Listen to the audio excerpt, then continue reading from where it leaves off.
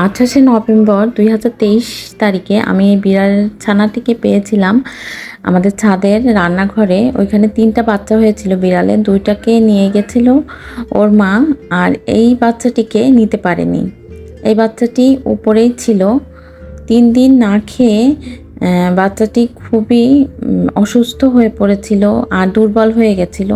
আমি বাচ্চাটিকে পেয়ে তখন বেশ ঠান্ডা পড়ে গেছিলো। আমি বাচ্চাটিকে পেয়ে নিয়ে এসেছি বাসায়, একটু দুধ গরম করে খাওয়াই, তারপর একটু আদর যত্ন করি, একটু ভালোবাসি।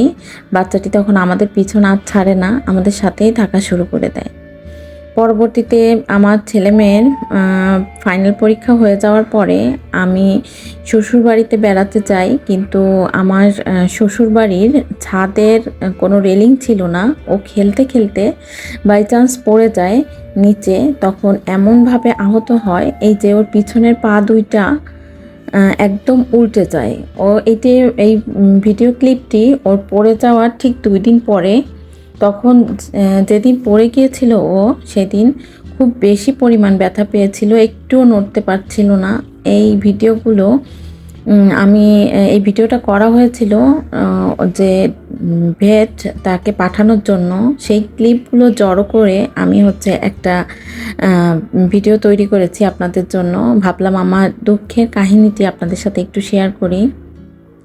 আসসালামু আলাইকুম এভরিওয়ান, আশা করছি আল্লাহর অশেষ রহমতে যে যেখানে আছেন ভালো আছেন এবং সুস্থ আছেন। ভাবলাম আপনাদের সাথে তো অনেক ভিডিওই শেয়ার করি, এই ভিডিওগুলো আপনাদের সাথে একটু শেয়ার করি। আমার খুব কষ্টের এবং খুব দুঃখের একটা সময়। এই বিড়ালটিকে আমরা পাওয়ার পরে এত পরিমাণ ভালোবেসে ফেলেছিলাম, ঠিক আমার সন্তানের মতো আমি ওকে লালন পালন করছিলাম।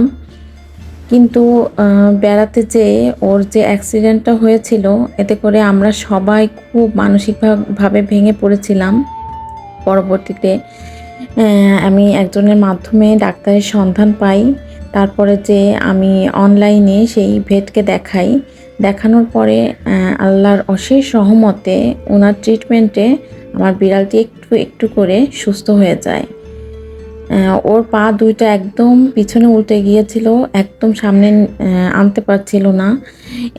এই অবস্থায় আমরা মানসিকভাবে এত পরিমাণ কষ্ট পেয়েছিলাম, আমার বাচ্চারা শুধু কান্নাকাটি করতো। তারপর ভেটকে দেখানোর পরে উনি যে ওষুধ দিয়েছিলেন তাই খাওয়ার এই 15 দিন পরে, ব্যথা পাওয়ার 15-16 দিন পরে ভিডিও ক্লিপ ছিল। যেহেতু আমার শ্বশুরবাড়ি বসে ব্যথা পেয়েছে আমার শাশুড়ি মা, তারপর আমার বাবা মা, আমার ননদের মেয়েরা, তারা প্রায় বলতো যে একটু ভিডিও করে পাঠাও, ওর এখন কী অবস্থা। আমিও ছোট ছোট ভিডিও করে পাঠিয়ে দিতাম। সেই ভিডিওগুলোই জড়ো করে আমি একটা ভিডিও তৈরি করেছি। এই যে ওষুধ খাওয়ার ঠিক 15 দিন পরে সে এখন আলহামদুলিল্লাহ একটু সুস্থ হয়েছিল। সেই সময়ের ভিডিওটা, তখন ছিল পুরোপুরি ঠান্ডা, আমি ওকে একদমই নিচে নামতে দিতাম না, সব সময় কোলে করে রাখতাম। তখন আমার পরীক্ষা ছিল, তা সত্ত্বেও আমি ওকে একটু বেশি সময় দিতাম। ওকে টাইম টু টাইম খাবার খাওয়ানো, ওষুধ খাওয়ানো, এক্সারসাইজ করানো, মাজায় গরম সেঁক দেওয়া, সব কিছু আমার একদম সময় মতো করা লাগতো। একদম বাচ্চাদের মতো ওকে যত্ন করা লাগতো। ও একা একা বাথরুম করতে পারতো না, ওকে বাথরুম করানোর সময় ধরে রাখা লাগতো। এভাবে করে একটু একটু করে খুব একদম ছোট বাচ্চাদের মতো যত্ন করেছি। এভাবে করে আল্লাহর রহমতে সে সুস্থ হয়ে গেছে। ডাক্তার যেভাবে বলেছেন ঠিক সেভাবে আমি করেছি। ওকে সুস্থ করার জন্য আল্লাহর রহমতে, ডাক্তারের পরামর্শে আল্লাহর রহমতে ও সুস্থ হয়েছে। কিন্তু ওই সময়টা ওর উপর থেকে যা গেছে তা বলার মতো না। কিন্তু ও খুব পরিমাণ চঞ্চল ছিল, খুব পরিমাণের। এত বড় একটা ব্যথা পাওয়া সত্ত্বেও ও সবসময় চেষ্টা করতো পায়ে ভর দিয়ে চলার। ওর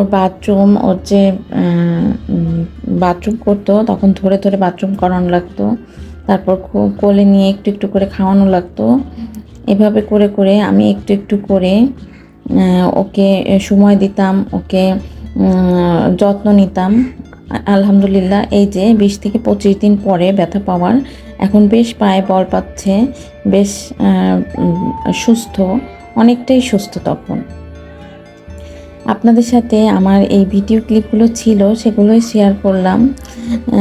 আমি ভাবতাম যে এরকম এত বড় একটা আঘাত পেয়েছে। ও যখন এই আঘাতটা পায় তখন ওর বয়স ছিল মাত্র 1 মাস বা তার থেকে কয়েকদিন বেশি হয়তো। উম এই বয়সে ও রিকভার করতে পারবে কি পারবে না, ও সুস্থ হবে কি হবে না, এই নিয়ে আমি খুব টেনশনে ছিলাম। না, আল্লাহর অশেষ রহমতে ও সুস্থ হয়ে গেছে, ভালো হয়ে গেছে, আলহামদুলিল্লাহ। এই যে এখন এই বর্তমান ওর অবস্থা, ও এখন বড় হয়ে গেছে। ও যে কি বুদ্ধিমান, কি যে ভালো, একটা কথা, আমাদের কথাগুলো যে কীভাবে ও বোঝে, যেটা বলি সেটা বোঝে, যেভাবে বলি সেভাবে বোঝে। মানে ওর কথা যেমন আমরা বুঝতে পারি, আমাদের কথাগুলো ও বুঝতে পারে। ওর প্রতি যে কী পরিমাণ আমাদের মায়া, তা বলে বোঝাতে পারবো না। আল্লাহর রহমতে ও আবার সুস্থ হয়ে গেছে, এখন পুরোপুরি হাঁটতে পারে, খুব সুন্দরভাবে হাঁটতে পারে। আপনাদের কাছে যদি আমার ভিডিওটি একটু ভালো লেগে থাকে প্লিজ একটা লাইক দিবেন, আর যদি বেশি ভালো লেগে থাকে সাবস্ক্রাইব করে আমার সাথে থাকতে পারেন। আল্লাহ হাফেজ, আসসালামু আলাইকুম।